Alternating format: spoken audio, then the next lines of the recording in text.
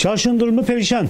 Çarşı çok zor durumda şu an için. Herkes yani işi iyi olan da zor durumda. Olmayan zaten yoktu. Bu sefer de bu pandemiden dolayı daha kötü olmaya başladı.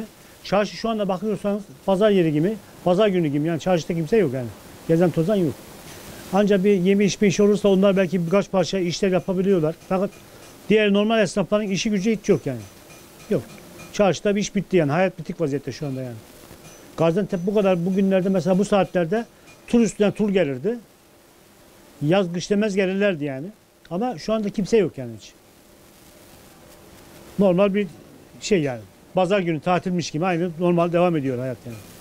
Şimdi pandemi dolayısıyla bu hastalığın dolayısıyla bir yıldan beri genelde böyle yaşanıyor. Çarşıda tabii turizmin veya kafilelerin gelip gitmemesi bayağı çarşımızda bir sakinlik tevassül etmiştir.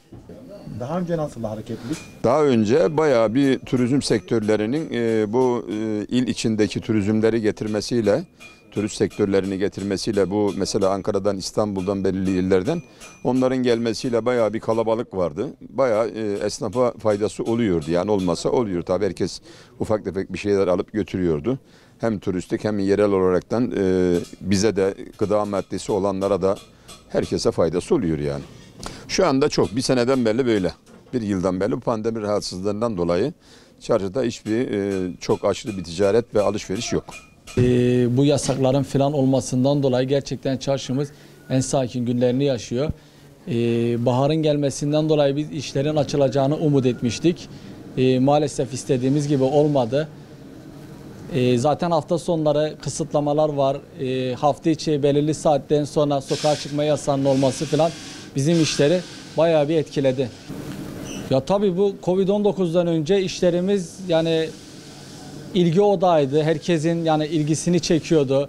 Gelen giden oluyordu. Turistlerin gelmesinden dolayı işlerimiz biraz hareketliydi. Ama bu hastalıktan dolayı bayağı bir durgunluk yaşıyor şu an.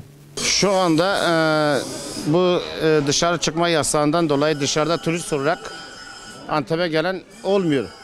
Bizim işlerimiz de hep dışarıda gelen turistlerle alakalı olduğu için şu anda en kritik zamanı yaşıyoruz. Yani sana diyebilirim hemen satış yapmadan da kapatabiliyoruz dükkanlarımızı. Şu anda sıkıntılı günler geçiyoruz. Halbuki bura sana diyebilirim Türkiye'nin en canlı olan bir yeri ama şu anda maalesef işlerimiz çok kötüye gidiyor.